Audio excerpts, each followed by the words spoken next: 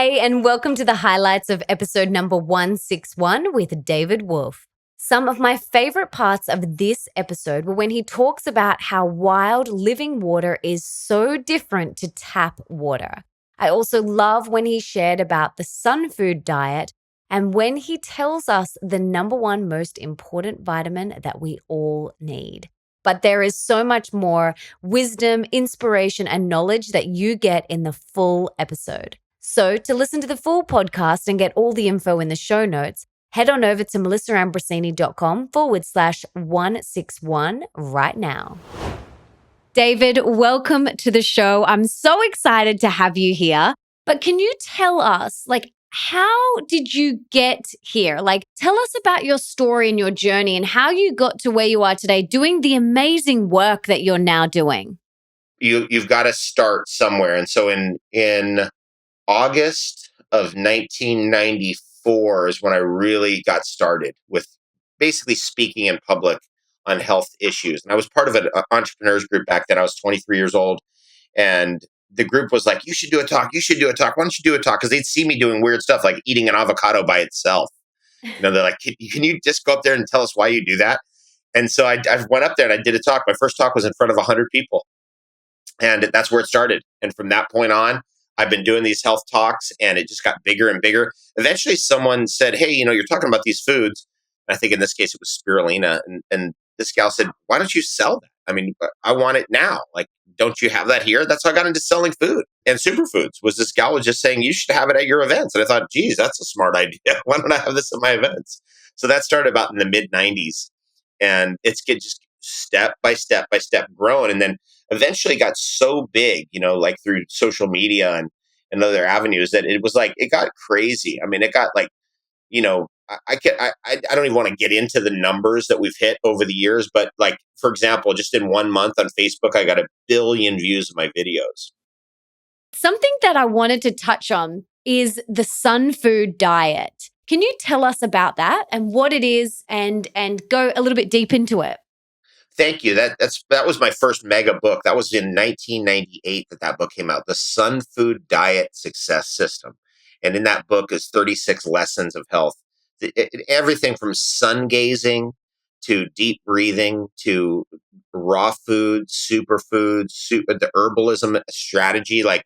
We think of herbs like, oh, I'm sick, I better take echinacea, or, I'm sick, I better take some kind of garlic or something. And really what I'm kind of saying, and what I've been saying since the Sunfood Diet is, you want to be adding these things in all the time so you never get sick, so you never get down the road and have all these troubles. And that's why, over the years, since I started back in 1994 with the live events, I've actually never missed a single event my entire career. I've made every single event, almost 3,000, actually over 3,000 events in a row, because I never showed up sick, never had a cough, flu, cold, fever. So if you really want to get to a place where you're outside of that stuff, first of all, you have to believe that it's possible, that you can live without ever being cold, cough, flu, fever, common cold, whatever that stuff is. We found out the cure to that stuff a long time ago. It's your lifestyle. It's your strategy. Most people aren't even catching a cold. They're eating a cold. They eat this food that's just contaminated with bacteria, upsets their stomach, breaks down their immune system. Next thing you know, they got a cold, cough, a flu, a fever. This is why we've got to really do a holistic education, all the way from the food you're eating to the way you're living, to how much sunlight are you getting, to how much fresh air are you breathing, how much time are you getting on the sand and in the ocean, how much barefoot time are you getting. All of that stuff's in the Sunfood Diet, every bit of it. And then even at the end of the day, usually at the end of the day, sometimes in the morning though, sun gazing. And that's, where you look in the sea, barefoot on sand is the best. And you look at the sun just at the last solar distance as it lowers itself below the horizon. That's really the most magical time of the day. Okay, so the Sunfood Diet is definitely my type of diet. And I've done sun gazing before, but I can, tell that there'd be a lot of people listening thinking, you're not meant to look directly into the sun. That's so dangerous. So can you debunk that a little bit? Yeah, you don't want to look directly at the sun when the sun's above you, when it's noon, or when it's even 4 in the afternoon. Only when the sun's at an oblique angle in the atmosphere. So it's got more atmosphere to go through to get to you. That's the best time to sun gaze. which is at the very beginning of the day, like the first 4 minutes a day or the last 4 minutes of the day. Now, if you're completely new to this, you don't really, it's the whole thing is, first of all, not staring at the sun. You're looking at the sun, which is different than like focusing in. Let me stare at the sun. That's a different kind of energy. You're looking in the direction of the sun. That's what a sun gaze is. But you start out slow. Start out with 20 seconds of looking at the sun. When it's oblique, not when it's above, but when it's oblique, when it's on the horizon. And then you build up from there. And you have to be careful because the sun can burn you, right? Just like getting too much sun on your skin. So, you got to kind of keep that in mind. But there's an energy that comes from the sun. We do have heliovore qualities. We do have sunlight eating qualities. That's the vitamin D3 thing. Vitamin D3 you form in your skin from the sunlight. It's very important to health. In fact, vitamin D3 is the most important epigenetic substance ever found. It's so crazy. It's like, look, you need sunlight. You don't need to be burning yourself every day, but sunlight, being out in the sun, very important part of health. It's very important part of having the best day ever because, the sun is associated with happiness, right? That's why we always have a picture of a smiley face on the sun. It's because it's associated with happiness. And if there's one thing that the Sunfood Diet is about, it's about being happy. I think that is one of the most important parts of our diet and lifestyle is finding that joy and happiness. So how do we do that? Because I know that there's a lot of people that aren't happy and a lot of people that are suffering right now. And how can they cultivate more joy and more happiness in their life? One of my favorite memes that we've ever done, I was the meme king on social media for many years. And one of my favorites of all of them is Rich. Realizing I create happiness, RICH, realizing I create happiness. The very first step of being happy is realizing you create it. It doesn't matter how much money you have. It doesn't matter what the situation is. It doesn't matter what the emotional situation is. It doesn't matter what's going on with your job. You are creating happiness or not every day, all day long. It's not somebody else. Nobody else is responsible for that. You create it inside your own body. So realizing that you create happiness is a great place to start. So can you tell us about what living water is? Because, it really concerns me that people are still drinking tap water and it's full of fluoride and chlorine and heavy metals. But can you talk a little bit about this living water, why it's so important and why we need to be really mindful of what we're drinking? Phenomenal. That's such a great question. This is something that is so near and dear to my heart. It's so essential. We really don't know anything about water until we start drinking the waters from the earth as the earth purifies it. And that's called spring water hunting. And I've been a spring water hunter it's getting close to 25 years. It's been actually 24 years. And that means I have gone to all over the world, to Iceland, Europe, South Africa, all over Australia, all over the North American continent, Central America, South American continent, hunting for wild water, how the water comes out of the earth. Southeast Asia, how the water comes out of the earth. How does the water purify the earth? How does the earth purify the water to begin with? And that's really the basis of our understanding of how clean water is created. It's filtered through sand. It's filtered through coal. It's filtered through stones and pebbles. It's filtered through layers of calcium. And the water comes out free of bacteria and ready to drink. And this is the thing that's so amazing about spring water. And this is the brainwashing is so crazy on this. Like, oh, no, that's water from nature. You don't want to drink that. It could have bacteria in it. Look, there's nothing more dangerous than the waters of civilization. The tap water has every single known chemical in it, everything you can think of. Let's say heavy metal contamination. Let's say, there was arsenic. There's been arsenic found in tap water. There's been mercury found in tap water. There's been fluoride in tap water, obviously. There's chlorine in tap water. There's pharmaceutical debris in tap water. There's used toilet paper debris in tap water. I mean, every single contaminant that exists in the world, every single toxin has been found in tap water. So that right there ought to tell you, like, whoa, if I don't get a filter, I'm going to become a filter. I also wanted to touch on the fact that it's not just about the water that you drink, it's the water that you shower in as well, because some people just put a filter on their kitchen sink, but then they're still brushing their teeth in the chlorinated water and they're still showering in that chlorinated water. And I want you to just tell everyone about how that still affects your system because your body, your skin, your largest organ is drinking that water. And when you're in the shower and that water is heated, the chlorine is releasing, which is even more toxic, isn't it? What do you do when you're traveling? Do you just not shower? Well, when I go to a spring, one of the things we like to do is get in. We get into the spring. And that's really fun, where you can actually like jump in because it's cold. Spring water comes out cold, right? So this is one of the wonderful things that Wim Hof is doing these days. He's the Iceman. This is a message I've been putting out there for 20 years, which is the importance of getting into cold water and jumping into ice water and jumping into glacial melt. And, this is like you talk about a drug. That's the best drug in the world is actually just like jumping into ice cold water. It's just invigorating. So we do that. When I go to a spring, people go, oh, it's not going to do anything different than regular water until they wash their hair in spring water and they go, my God, what is this? What's going on? How come the spring water causes my hair to shine and have body? All these things that shampoos and conditioners are trying to do is done automatically by spring water. But another thing that you are really passionate about, and myself as well, is essential oils. So, how can we use essential oils to upgrade our health and happiness? The king of the essential oils is frankincense. Almost never would you find me anywhere in the world without frankincense actually on my person because just smelling it increases the vibe. You just smell it, boom. There's that connection, with a smell and a memory. That thing that we have where all of a sudden you smell something and a memory pops in, and there's a connection between smell and our ability to recall. So, for example, like rosemary essential oil is known to improve memory.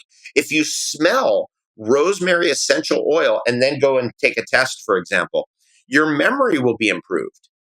That's really amazing. And the top of the king of all the essential oils, frankincense, it hits every level, it hits every one of those buttons. It feels like it improves everything. It improves your happiness, your well-being, your feelings of being centered and being in homeostatic balance. It's just awesome. So I always have that one on me. I'll use lemon essential oil, rosemary essential oil. All right. So, let's talk about your morning routine. We spoke a little bit about, getting up and having a bath and some Wim Hof techniques. What do you do in your morning routine? Do you have a regular one? And how do you set yourself up for the day? That's so great. Thanks for asking that. I'm one of the things that is really important for me as an ethic. It's very unusual, and I'm very different in this regard. And it's something I've been doing since I was probably about 14. Is I don't ever do the same thing every day. I change it up all the time because I get bored quickly. So, one day I'll get up and I'll go for a run. The next morning I'll get up and I'll read for 2 hours. The next morning I'll get up and I'll make some kind of crazy drink and then go play the drums. I'm also a drummer, And by the way, my band is in Sydney. My two bandmates are in Sydney. Young, I'm more than twice their age. They're 23 years old each. It's the best ever. Anyway, so sometimes I'll get up and I'll just go. My little inner knower goes, "Go play music," and I'll go, "Okay, I'm going to go play music."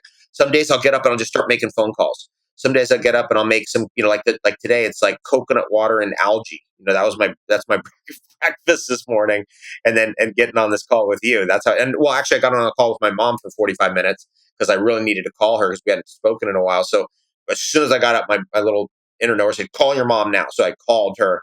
So I change it up, but I listen to what the signal is, and if I get in a situation where I'm doing the same thing over and over again, I get bored quick. So I like to to make it random. I love that. I'm the same. Some mornings I might want to journal. Some mornings I might want to just make my superfood green smoothie. And other mornings I might want to do a bath and dry body brushing. And I think it's really important that we tune in and listen to our intuition and follow what it's telling us because it always knows what we need in the moment. I completely agree with that, and that is really a fundamental part of my message: is get back to your intuition and instinct and follow it and listen and work on it. Because not all of us, like Melissa, you have very activated instinct intuition. I can tell just by the way you talk about it. Not all of us are in that position. So if you're listening right now and you're thinking, "Geez, I wish I could get to that place," it's something you have to actually nourish and work on. It's a muscle you have to exercise of activating your intuition and listening. Now, all of us have had the experience where we didn't listen to our intuition. We're like, "Oh God, I should have listened." And so that's something we've got to be aware of is the more and more that we listen, the better our life is going to flow. And that's the reward that makes it worth it. So that's why I really recommend exercising that muscle and really learning about your own inner knower. So I'd love to know, like, what is your definition of success, and what do you attribute your success to? Great. Well, my definition of success is having the best day ever every single day. And I love that phrase, the best day ever. That's been my phrase. Actually, SpongeBob got that phrase from me, by the way. Anybody listening who's a SpongeBob fan, I have the letter from SpongeBob. SpongeBob was the gal. I think it's actually a gal who does the voice, and is a friend of another friend of mine, and heard me saying that today's the best day ever. Today's the best day ever. Today's the best day ever, and got that for that song that I think it eventually made it into SpongeBob. But that has been my phrase since the early '90s, and that is my goal: is to have the best day ever every single day. And what's great about that phrase is when you say the best day ever, it turns it over to a higher power. I don't know what that's going to be. It could be different for you than me, but the best ever for me just shows up because I have faith. And that to me is one of my favorite things, is just setting the goal, but not getting too controlling about the goal, so that you can be flexible and go with what comes, because your goals will be achieved. It's just a matter of listening and watching the signs and rolling with it. I absolutely agree with everything you're saying. And that's, I think, as well, it's very important to have those goals and then to let go of how they're going to show up, because they could show up in the most random way that you least expected, like you said. And I think we just got to be open to it coming however the universe wants to deliver it. It has happened repeatedly. I've been setting goals for 34 years. 34 years. And I know what you just said is truth. It is the truth. That's what happens. Just out of nowhere, all of a sudden, bam, there it is. You're like, whoa. And that's proof, by the way. This is so important, Melissa. This is so critical. Absolutely. I love that. Now, let's pretend that you have a magic wand and you could put one book in the school curriculum of every high school around the world. Now, besides all of your amazing books, let's pretend they're already in the curriculum. What is one book that you would choose? That's a great question. I really like success books like Napoleon Hill's Think and Grow Rich, but I also like kind of spiritual, esoteric, but interesting and also scientific books like Michael Talbot's The Holographic Universe. So it's a tie for those two. Napoleon Hill's Think and Grow Rich and Michael Talbot's The Holographic Universe. I believe, that we're always working on ourselves and growing and evolving. Is there something that you're working on or would like to improve within yourself at the moment? I always want to improve my farming skills. I've really gotten into farming. I've been a farmer for really hardcore for about 14 years now. And not that I had ever let that go out of my life, but that is an everlasting thing. Thomas Jefferson said this. He said when he was old, he said, though I am an old man, I am yet a young farmer, because there's so much to learn. It's just endless. What is one thing that we can do today for our health? Just one thing that people can start today. When you get up in the morning, make sure you drink at least a liter of pure water. It's very important to get hydrated in the morning. That's number one. What is one thing that we can do for our wealth? So more abundance in all areas of our life. Realizing you already are abundant, coming from a place of realizing how abundant you are, how lucky you are compared to the rest of the world. That's the very beginning of all abundance, coming from a place of appreciation rather than expectation. Love that. And what is one of the most important things that we could do today for more love in our life? Be more loving yourself, bring more love into your heart. So, I really believe the world's a mirror, and it reflects back to you what you're putting out. And so when you put out love and you love from your heart, you will receive love. And what's bringing you the most joy in your life right now? What's really lighting you up and exciting you besides everything, because everything is the best day ever? But is there anything in particular that's really bringing you a lot of joy? We're so excited to get back to my farm and get to the vanilla. We're getting into vanilla season, Yum. and I'm a vanilla grower. Melissa, I'm telling you, these vanilla beans are as thick as your pinky and as long as a banana, Whoa. even longer than a banana. So, most of the vanilla beans we had were like, shriveled up little twigs, and you paid like $10 for one. You know what I mean? You're just like, oh my God, this is all I'm getting. So, that got me really thinking a long time ago about getting into vanilla farming, which I'm, now 14 years into. It's so epic. Oh my God. Just smelling it, preparing it every morning in the smoothie, fresh vanilla. Just think about that. So I'm going to be home soon. So I'm very excited about that.